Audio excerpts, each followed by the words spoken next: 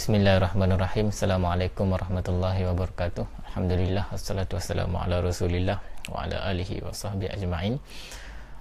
InsyaAllah kita bertemu ke slot seterusnya dalam refleksi Al-Quran dalam Tadabbur Center di Institut Tadabbur Center. Saya Hafizul Faiz. Saya punya slot dan saya punya bahagian di dalam Tadabbur Center adalah cuba memberikan mesej-mesej yang ditabur secara berselerak di dalam Al-Quran secara tematik. Maksudnya cuba untuk mengambil beberapa ayat secara rambang dan juga random dan cuba untuk bincang ayat-ayat tersebut, apakah makna yang boleh ayat itu berikan kepada kita. Jadi sebelum ni kita dah bincang tentang bagaimanakah Allah mengasosiasikan antara fikiran dan juga perasaan. Sebelum ini juga kita bincang tentang bagaimanakah Allah meletakkan perkataan tawakal ataupun perbincangan tawakal ataupun elemen tawakal bersama dengan elemen-elemen kebenaran. Bagaimanakah tawakal itu adalah satu simbol ataupun satu tanda kepada kebenaran. Dan hari ini kita bincang pula kepada ayat yang seterusnya, iaitu satu ayat yang sangat bermakna, yang bagi saya ayat ini memberikan nafas kalau kita macam nak semput, memberikan satu kekuatan kalau kehidupan terasa lemah, dan juga memberikan satu janji bahawa kita tak sendirian dalam hidup ini. Satu perkara kita kena bincang sebelum masuk kepada ayat ini adalah tentang kehidupan. Kita masih lagi berbicara tentang apakah makna kehidupan dan apakah rupa sebuah dunia yang penuh dengan sifat-sifat keduniaannya. Saya suka nak bincang benda ini supaya akhirnya bila kita bincang, bila kita faham Al-Quran, kenapa Al-Quran sentiasa relevan ataupun evergreen. Kita kena bagi bukti, dan untuk memberikan bukti bahawa Al-Quran sentiasa relevan, kita kena dedahkan situasi. Situasi merupakan satu syarat bahawa Al-Quran sentiasa masuk kepada mana-mana dada yang memerlukan. Dalam Al-Quran dia ada beberapa kaedah. Dia tidak tersusun. Maksudnya dia tidak ada metod yang boleh kita kata ini metod yang paling sempurna yang Al-Quran dedahkan. Sebab kita tak nak orang ambil kemudian orang terus pakai metod itu dalam kerangka bentuknya, dalam kerangka formnya. Sebab Al-Quran sentiasa konsisten menyampaikan mesej-mesej yang sangat substan, yang metafizik, yang sifatnya kita tak nampak, kita tak rasa, kita tak perlu nak rangkakan ia. Ia adalah satu sifat yang sangat universal. Idea-idea, kepercayaan-kepercayaan dan juga mesej-mesej yang sangat subliminal. Sebagai contoh, kita tengok kenapakah selepas daripada surah pertama yang turun bukan ayat pertama, iaitu surah Al-Fatihah, kenapa selepas surah Al-Fatihah merupakan Ummul Furqan itu, kenapa selepas itu Allah terus Al-Quran disusun dalam sequennya adalah selepas itu adalah surah Al-Baqarah, dan surah Al-Baqarah dimulakan dengan Alif Lam Mim. Kenapa selepas daripada surah Al-Fatihah terus bermula dengan surah yang dimulakan dengan perkataan yang tidak difahami oleh akal? Seolah-olah macam di situ ada mesej. Selamat datang, ini adalah pintu masuk kepada satu perbincangan yang akan membuatkan kita mengetahui bahawa kita ada akal yang terhad. Kita ada limitasi kepada pemikiran, kita ada limitasi kepada logik, dan juga kita ada limitasi kepada pelbagai rasionaliti yang selama ini kita garapkan. Selamat datang kepada satu perbahasan tentang bukan hanya bagaimanakah kamu berfikir, tetapi ia juga berbicara tentang bagaimana kamu merasai sesuatu perkara. Itu adalah Al-Quran. Dan di antara satu pesanan ataupun satu rentak Al-Quran yang membuatkan kita faham bagaimana kehidupan adalah apabila kita nak faham takdir itu macam mana. Kita nak faham bagaimanakah kehidupan berbicara dalam hukumnya yang tertentu. Dia ada peraturan dia. Dan di antara peraturan dalam kehidupan ini adalah causality ataupun causality yang kita mudah faham sebagai cause and effect. Maksudnya when we do something and then something will happen. Daripada satu perkara dia akan menimbulkan satu perkara yang lain. Itu adalah konsep yang merupakan orang kata adalah satu perbahasan tentang bagaimanakah kehidupan ini berfungsi ataupun bekerja. Jadi Al-Quran mengiktiraf konsep ini apabila kita melihat beberapa mesej di dalam Al-Quran. Sebagai contoh, Al-Quran kata innallaha la yughayyiru biqaumin hatta yughayyiru ma bi anfusihim. Allah tidak akan pernah mengubah mana-mana kaum sekiranya kaum itu tidak mengubah diri mereka sendiri. fa'alhamaha fujuraha wa taqwaha. Allah, ilham itu datang dalam keadaan dua bentuk. Sama ada kamu yang decide untuk kamu teruskan satu jalan, untuk kamu teruskan satu jalan. Jadi di sini kita bincang soal will, soal kehendak kita. Allah tidaklah memberikan kita satu ruang sahaja untuk kita membuat keputusan. Di sana ada pilihan kepada kita untuk membuat keputusan. Ada jalan yang kita mahu dan ada jalan yang kita tak mahu. Dan ada dua jalan yang datang, satunya jalan kejahatan, satunya jalan kebaikan. Di situ ada konsep pilihan, iaitu kita ada keinginan untuk memilih. Berbanding faktor-faktor pemilihan ini berdasarkan apa yang kita rasa. Kalau kita selama ini inginkan kebaikan, maka kita akan memilih jalan kebaikan. Dan kalau kita selama ini inginkan keburukan, maka kita akan memilih jalan keburukan. Itu adalah cara bagaimanakah Allah memberikan pilihan. Konsep free will ini penting untuk kita faham. Sebab sekali kita buat keputusan, satu keputusan akan memberikan jalan-jalan yang lain. Itu kita panggil causality. Kita buat satu perkara, akan datang satu perkara yang lain. Kita pilih satu jalan, maka akan beransurlah, akan bertambahlah jalan-jalan yang lain, hanya kerana kesan daripada satu perkara, satu saat, satu momen yang paling besar dalam hidup kita. Sebab itu sangat penting untuk kita memaknai setiap saat dalam kehidupan, kerana gagalnya kita memastikan setiap saat ini berada dalam horizon kebaikan ataupun horizon kebenaran, maka kita telah pun membukakan satu pattern baru dalam melakukan kejahatan. Misalnya, sekali kita ambil rasuah, kita telah membuka satu pattern baru. Kita akan ambil rasuah lagi, sebagai contoh. Sekali kita rasa kita nak buat jahat, sebagai contoh. Sekali kita curi duit, kita telah membuka satu lagi causality, satu lagi pattern baru dalam hidup. Kita akan buat lagi apa yang kita buat pada hari ini. So, keputusan untuk buat pada waktu yang tertentu dan juga pada waktu sekarang misalnya sangat penting. Dan di sinilah Allah kata, aku bagikan pilihan kepada kamu untuk kamu buat keputusan dan untuk kamu pilih jalan yang kamu nak pilih. Tetapi aku bagi satu dorongan supaya kamu pilih jalan yang baik, dan aku bagi sebab kenapa kamu perlu memilih jalan itu. Walaupun Allah memberikan pilihan, tetapi Allah sentiasa memberikan hint. Pilihlah jalan ini, pilihlah jalan ini, kerana jalan ini adalah jalan yang paling selamat, kerana jalan ini adalah jalan yang paling benar. Dan ini adalah apa yang kita ingin kupas dalam surah Al-Baqarah ayat 186. Wa idza sa'alaka ibadi anni fa inni qarib ujibu da'watid da'i idza da'an. Apabila engkau bertanya kepada aku, wahai Muhammad, apabila hamba-hambaku bertanya tentangku, maka sesungguhnya aku dekat. Aku menjawab doa mereka yang berdoa kepadaku, sekiranya mereka memohon kepadaku. Falastajibu li wal yu'minu bi la'allahum yarshudun. Baik, di sini ada kupasan yang sangat menarik. Ayat ini tentunya ayat yang agak terkenal. Ramai orang membaca ayat ini ketika dalam lemah, dan ramai menjadikan ayat ini sebagai motivasi. Tetapi kupasan kepada ayat-ayat ini, mari kita pergi kepada konsep istilah yang ada dalam ayat ini. Ayat ini dimulakan dengan wa iza. Wa dan iza ini adalah satu gabungan, asosiasi yang akan memberikan makna yang sangat besar.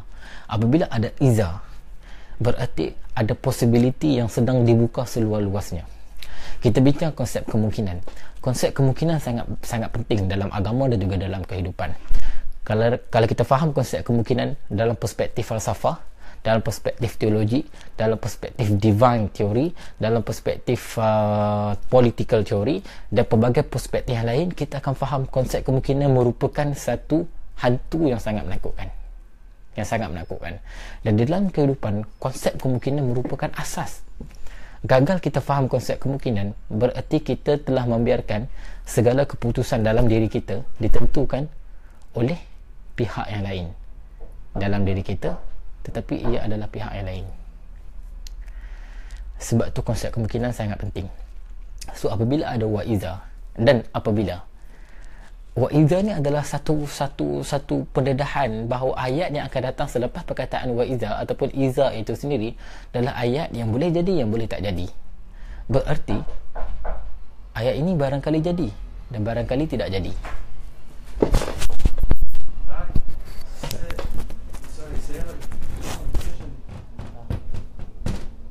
Sorry, I Sorry about that. Any problems with the cooker? you know the problem with Right. our There's nothing we've done about this. no. Nothing's been done You about said this. that you will We got a new one, yeah. yeah, but since There's then, not- yeah. Honestly, I thought it had been done. It wasn't us that were going to put it in, it was a Yeah. outside firm. We are Um, waiting, but maybe you need more time. So How long was since I was last there? about 2 months, I think. It's longer, I think, is it? It seems to be longer, yeah. It's longer. I'll find out about it for you. I just assumed they said to us, It's okay. they okayed it. We sort of measured it and priced it, and we asked the accommodation people, Yeah. "Is that okay?" Alright. They says, "Yeah, that's great. We'll get that done. Okay, That's alright, fine." sure, And I sure. assumed that someone had come in and I taken don't know. care. I don't know. We are waiting for It's- that also, but I'm sorry about this. I it's okay. really don't know what's It's okay. happening. It's okay. Right, what I'll do is I'll go and Yeah. find out now, and I'll try and get back to you today or Monday to tell you what's happening. Alright. I honestly thought it had been done. Don't worry. Take your time. Because that's been about, I think more than 1 month. I think it was about July or something. July or something, like that, yeah. Because you see, you need more time to find a new one. It's very No, complicated. because let's see, we went onto our website and found one that'll fit perfect. Very fittable. Yeah, and we priced it, and the accommodation people says, well, okay, that's the price is fine, Yes, maybe. and they were going to get someone to take care Sure. of it. Right. Right, I'll find out that for you. I do Alright, apologise it's for okay. that. Thank you so much. Thank you so Okay. much. Bye-bye. Alright. Maaf sedikit gangguan tadi. Okay, jadi apabila perkataan iza ini timbul ataupun perkataan iza ini ada dalam mana-mana ayat dalam Al-Quran, maksudnya perbincangan itu sudah terbuka kepada satu pilihan. Allah boleh katakan bahawa wal asr, demi masa misalnya. Apabila perkataan wa yang bermaksud wa sumpah ataupun wa qasam, ini kita tak ada kemungkinan. Konsep demi masa adalah satu konsep yang kita tidak ada pilihan, ia ada dalam kitaran kehidupan kita. Sebab itu masa adalah satu perkara yang besar dalam hidup kita. So kita tak boleh nak pilih, aku nak hentikan masa, aku tak nak hidup dalam masa, aku nak pastikan masa ini berjalan macam mana, aku nak tak. Kita tak boleh pilih macam tu. Sebab konsepnya adalah konsep certainty, konsep pasti. Tetapi konsep iza berbeza. Contohnya iza jaa nasrullah, apabila datang kemenangan. Apabila datang, belum tentu datang. Dan apabila Allah gunakan idza ja, walaupun jaa itu adalah fa'il madhi ataupun kata kerja yang lepas, tetapi konsep kemungkinan itu mesti ada.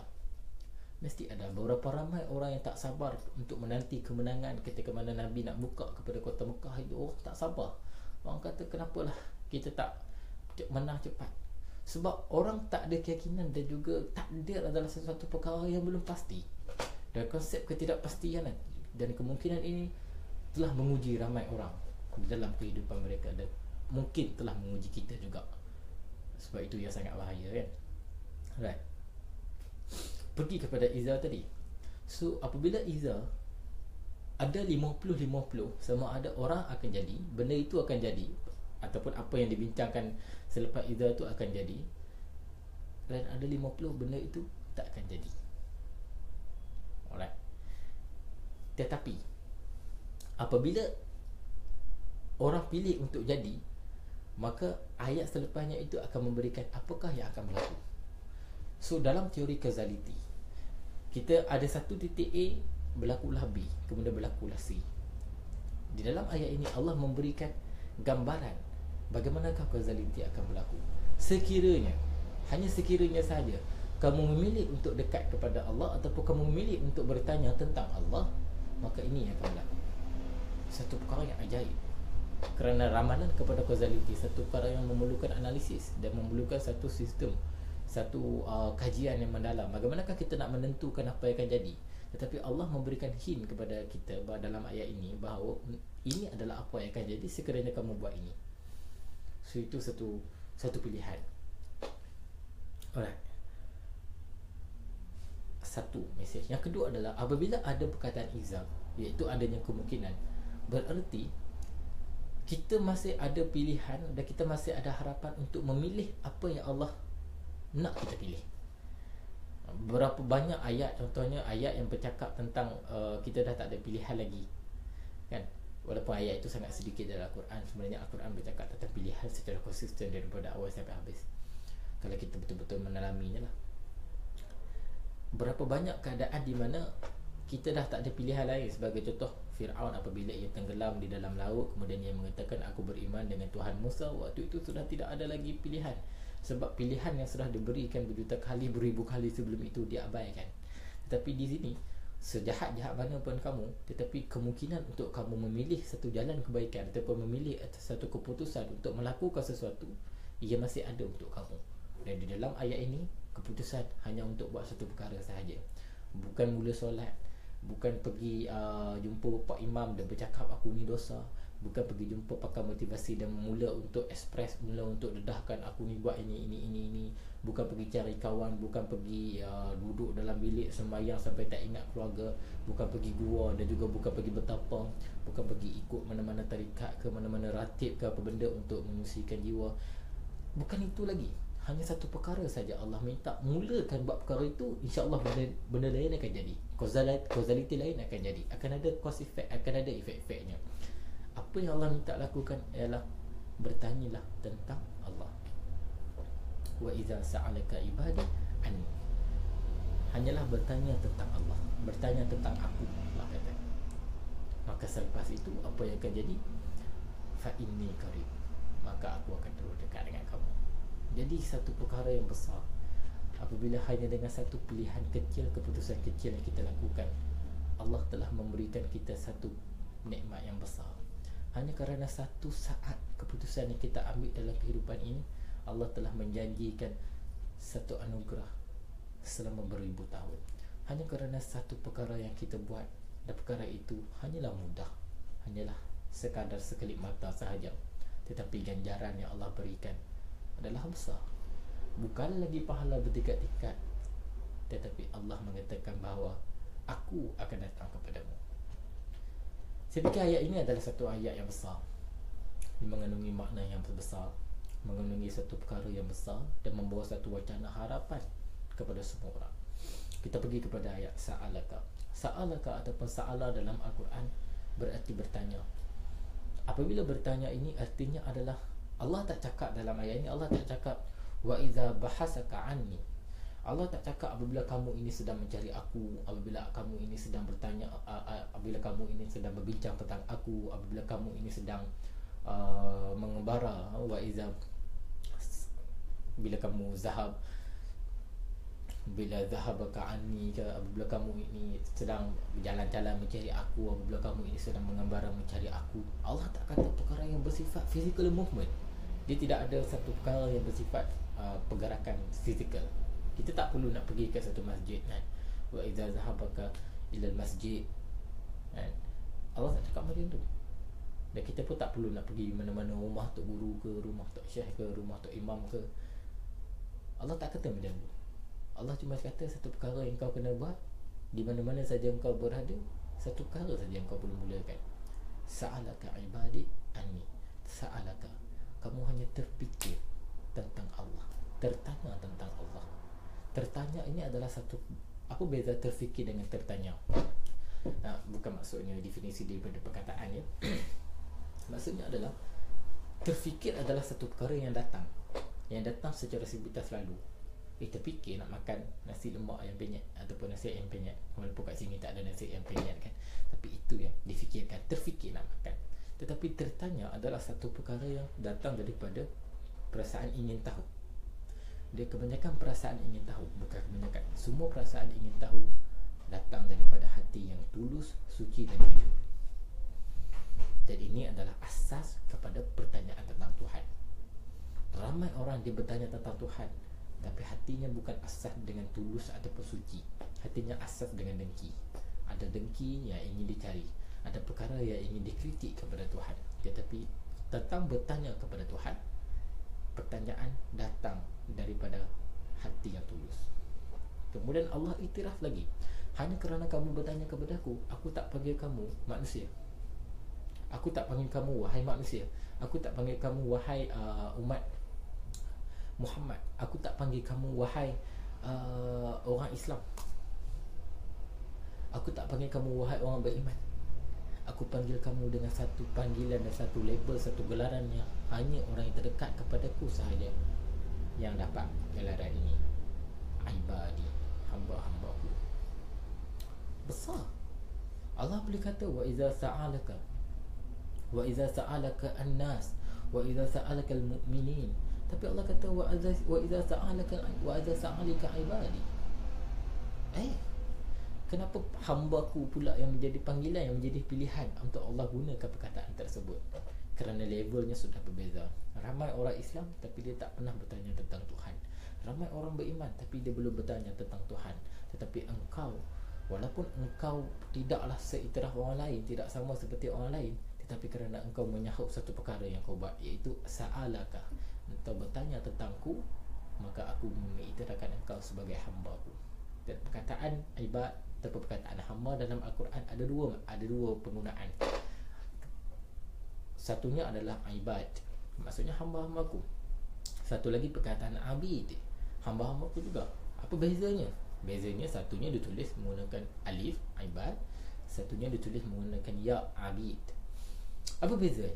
Bezanya satu pada huruf tersebut, panggil pada architecture, pada seni bina perkataan tersebut. Perkataan alif adalah perkataan yang membawa maksud izzah. Dia panggil aliful izzah. Maksudnya alif itu menunjukkan bahawa hamba-hamba yang ibadi yang Allah panggil itu, dia ada satu keberanian, dia ada izzah dia ada maruah dia bukan jenis orang yang lolai. Abid adalah orang yang agak, dia panggil ya zillah, ya yang macam lembut sikit. Dan Allah mention dekat sini, Allah lebih spesifik nak menunjukkan hamba-hamba yang dia ini adalah orang yang tegas mencari Tuhan, orang yang nak, orang yang sentiasa ke depan, orang yang sentiasa tak tunjukkan kelemah walaupun sedikit, walaupun dia banyak dosa, walaupun dia banyak melakukan kesilapan, walaupun dia tahu dia bukan sesiapa di sisi Tuhan, tetapi dia adalah orang yang sentiasa memastikan imej agama dia terjaga dengan penampilan dia. Sebagai contoh, so ibad di sini adalah satu spesifik perkataan yang Allah pilih. Dan Allah katakan ibadi, Allah tak kata al-ibad secara umum. Allah kata ibadi, hamba-hambaku. Alamak, saya nak buat 20 minit 30 minit tapi dah macam mana jadi ni, panjang pula. Anni, tentang aku. Allah tak kata Allah ataupun tentang Rabb, tentang Tuhan, tentang Allah. Allah tak kata itu. Allah kata Ani, tentang aku. Okey, dalam Al-Quran kita tengok ada beberapa penggunaan dalam Al-Quran. Kadang-kadang Allah menggunakan kata diri sebagai kami untuk menunjukkan kekuasaan. Kami memerintahkan kamu sebagai contoh adalah satu bentuk ayat untuk menunjukkan kekuasaan. Kadang-kadang Allah juga menggunakan perkataan aku. Kadang-kadang menggunakan perkataan kamu, Tuhan kamu apa semua. Tetapi most of the time, sentiasa paling kerap kali Allah gunakan perkataan kami. Dan apabila Allah mention kepada hamba-Nya pula, Allah akan mention dalam kata-kata yang jamak, kata plural, kata jamak. Sebagai contoh, manusia, annas. Allah tak panggil insan, sangat kurang perkataan insan atau penggunaan insan itu. Kemudian Allah menggunakan perkataan mukminin, kurang perkataan mukmin.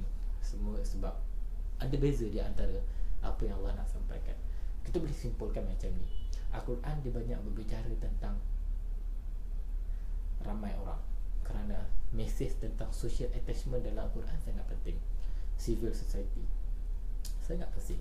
You must contribute to your community in order to make sure that mesej-mesej dalam Al-Quran ini sentiasa apply dengan kamu. Kalau kamu menyendiri, kamu jadi orang yang tak kisah pasal orang lain, mesej ini kurang sampai sikit. Itu antara mesejnya. Kemudian apabila Allah menggunakan, Allah memanggil hamba-Nya, hamba aku, Allah menggunakan kata nama aku, maksudnya Allah tidak bercakap sebagai seorang ruler. Allah bercakap sebagai seorang pendidik, pemberi harapan, pemberi nikmat, dan juga pemeluk kepada kita semua. Hanya tak mungkin seorang, kalau macam seorang presiden dan bercakap kepada anak-anak dia, cakap kami. Tak, kalau kat anak dia akan cakap ayah. Dipastikan dia adalah orang yang paling dekat dengan anak dia. Dan ini Allah nak pastikan, Allah apabila Allah menggunakan aku, maka Allah nak pastikan bahawa Allah sedang sangat-sangat dekat dengan kamu. Pertama, mesej ayat ini adalah tentang dekatnya Allah hanya kerana kamu bertanya tentang Allah. Yang kedua, ayat ini juga menunjukkan, sini bina perkataan ayat ini telah menyebabkan, telah memastikan, membuktikan bahawa memang Allah sudah dekat. Macam mana nak cerita bagi faham? Saya rasa macam orang pening. Okey, tak apalah, saya cuba lagi. Wa iza sa'alaka ibadi anni fa inni qarib. Maka sesungguhnya aku dekat. Qarib. Qarib ni adalah satu sifat, kata adjektif. Yang mana kata adjektif ini satu perkara yang kita faham tentang kata sifat adalah ia sentiasa ada. Ia tak boleh kejap ada, kejap tak ada. Ia bukan temporary, ia sangat permanent. Apa yang aku buat, kata Allah lagi, ujibud da'watid da'i iza da'an. Aku akan terus menjawab. Aku akan terus menjawab dan akan sentiasa menjawab. Sebab ujibu tu kata kerja yang berterusan, dan dia masih sekarang dan continuously happen. Ujibud da'watid da'i, aku akan menjawab ad-da'wah. Dakwah ni adalah satu kata nama satu singular bagi kata nama doa, seruan ataupun doa-doa. Maksudnya kalau satu doa kita panggil dakwah lah. Okey, kenapa Allah tak gunakan perkataan doa?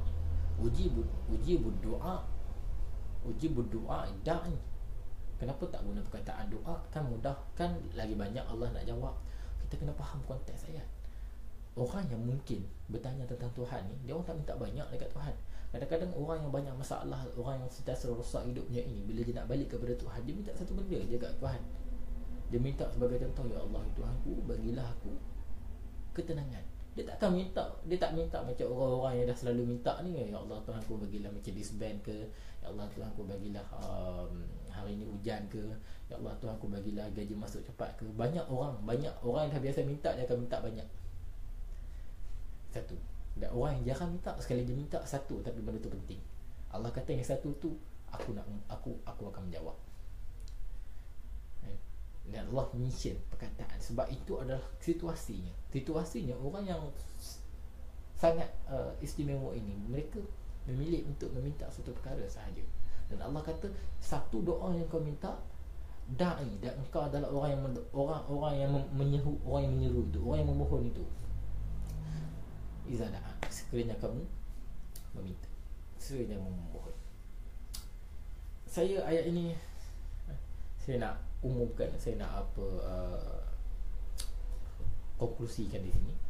Pertama, ayat ini adalah mesejnya mudah saja. Mesejnya kalau kamu memilih untuk bertanya tentang Tuhan, ketika kamu ada pilihan untuk tidak bertanya tentang Tuhan, maka Allah akan sentiasa dekat dengan kamu. Hanya kerana kamu bertanya, bukan kamu cari, bukan kamu kena travel, bukan kamu baca buku, kamu hanya bertanya tentang Tuhan, automatik Allah dekat dengan kamu. Fa inni qarib. Fa di sini adalah fa yang bermaksud immediately that thing will happen. Immediately. Maksudnya kamu bertanya dia tentang Tuhan, terus Allah akan dekat dengan kamu. Kamu bertanya tentangku, aku dekat dengan kamu. Confirm. Immediately. Fa inni qarib. Dan apa yang aku buat selepas itu, aku bukan mendekat sahaja, aku terus menjawab doa-doa orang yang berdoa kepada aku. Pertama, dengan satu titik pilihan yang kita buat, Allah memberikan berbanyak-banyak causality dia selepas itu. Hanya kerana satu saat kita memilih untuk bertanya tentang Tuhan, Allah kata Allah dekat, Allah kata Allah jawab doa-doa kita. Allah kata selepas tu, Allah kata Allah akan memberikan petunjuk. Ayat selepasnya kan, ujibu da'watid da'i idza da'an fayastajibu li wal yu'minu bi la'allahum yarshudun. Sungguhnya kamu mendapat orang yang mendapat petunjuk. Cuma lepas tu kena konsisten. Allah kata penting selepas itu kamu kena ada dalam horizon itu. Jangan tergelincir lagi. Tapi kalau tergelincir lagi pun tak apa, terus minta, terus balik kepada ayat pertama, wa iza sa'alaka ibadi anni. Bezanya pada ayat pertama Allah mention, Allah konsisten tentang ayat memilih mengatakan kepada orang-orang yang meminta ini kamu, iaitu seorang sahaja. Kemudian falyastajibu li, kemudian Allah terus konklusikan ayat ini dalam keadaan mengatakan tak apa, ramai-ramai lah, mintalah kamu semua ramai-ramai kepada aku.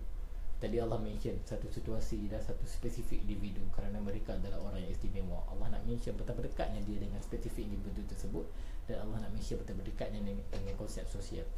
Allah adalah Tuhan yang mana dia akan ada, dia tak sibuk untuk layan orang lain sampai terlupa nak layan hamba-hamba lain. Dia tak ada konsep itu. Allah nak bagi tahu dekat sini, ayat ini memberitahu bahawa aku bukan macam manusia, sibuk nak layan orang lain sampai aku terlupa layan orang lain. Aku sentiasa ada masa dan sentiasa cukup untuk kamu semua. Dan ini adalah message ayat ini. Satu. Yang kedua adalah ayat ini mesejnya adalah tentang dekatnya Allah. Apabila kita dekat, kita memilih untuk bertanya, mesejnya dekatnya Allah, itu substannya. Yang keduanya, konsep seni bina ayat ini, formnya itu konsepnya dekat. Pertama, Allah menggunakan perkataan ibadi, menunjukkan bahawa dia mahu mengiktiraf hamba-hambanya, bahawa dia dekat dengan hamba-hambanya. Sebab tu dia panggil hamba-hambanya, dia tak panggil manusia, dia tak panggil beriman. Yang ketiga, Allah menggunakan aku, bukan kami, bukan Tuhan. Secara general Allah menggunakan aku. Hanya orang yang menggunakan aku adalah hanya orang itu apabila dia bercakap berdepan dengan orang yang nak bercakap dengannya. Dialog itu berlaku depan-depan, maksudnya dekat. Dan itu adalah mesej Allah nak sampaikan. Bagaimanakah ayat yang sangat marvelous ini, ayat yang sangat ajaib ini, mesejnya dekat, formnya dekat, dia punya arkitekturnya ataupun seni bina perkataannya pun dekat. Ini adalah satu ayat yang sangat besar bagi saya. Setakat itu sahaja. Selamat mentadabbur dan juga selamat mengasosiasikan akal kita untuk memahami ayat ini, dan juga menggunakan perasaan untuk menjadi orang yang bertanya kepada Tuhan, bertanya tentang Tuhan, bukan kepada Tuhan, bertanya tentang Tuhan sahaja. Allah sudah menjanjikan bahawa akan berlaku apa-apa yang kamu minta. Dan ini satu perkara yang besar. Semoga selepas ini kita jumpa lagi di slot seterusnya. Terima kasih. Wabillahi taufiq wal hidayah. Assalamualaikum warahmatullahi wabarakatuh.